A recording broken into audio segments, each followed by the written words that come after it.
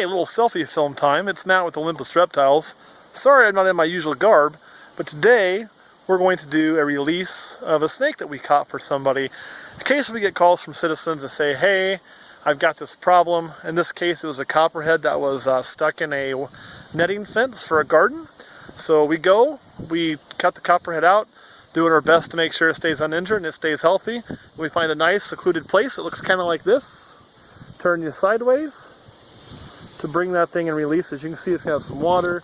There's a lot of woods and forest up in there, a lot of ground and leaf litter, and there's some rocky shelves if you were to crawl down around the other end.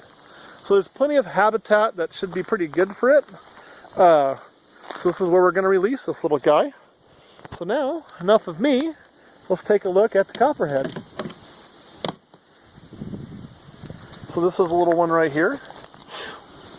Yeah, they smell pretty musty, sorry. Yeah, they do release a musk when they're feeling threatened, which is a pretty terribly bad thing to smell. Yeah, so anyway, he looks pretty healthy. You can see he does have some damage to some scales. That was from that netting fence. We did our best to try to damage him less, not hurt him any further than he's already gone through. And now it's just time to release him. So I'm going to do is I got my buddy here, Jeff. Say hi, Jeff. Hello. Go check out his page, Redneck Reptiles, as well. He came to help us. I'm going to pass the camera off to Jeff so he can film this thing as we send it on its way. You ready?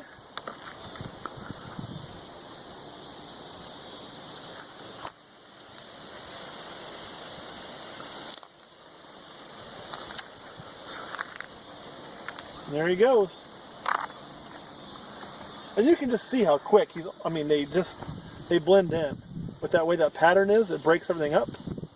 We'll kind of get him to go off into the brush so he can kind of get away. You can see he's moving pretty good for being rescued. Spine appears to be moving well, moving straight. Nothing appears to be wrong with him. You can see he's pretty calmed down. But they are amazing at hiding. Just awesome animals. Awesome animals. But you don't want to get bit by one, so make sure to be careful. Use your tools if you decide to do something like this. He's kind of already starting to coil up there. Coming back at me. There he is. You still see him, Jeff? He kind of settled in right there.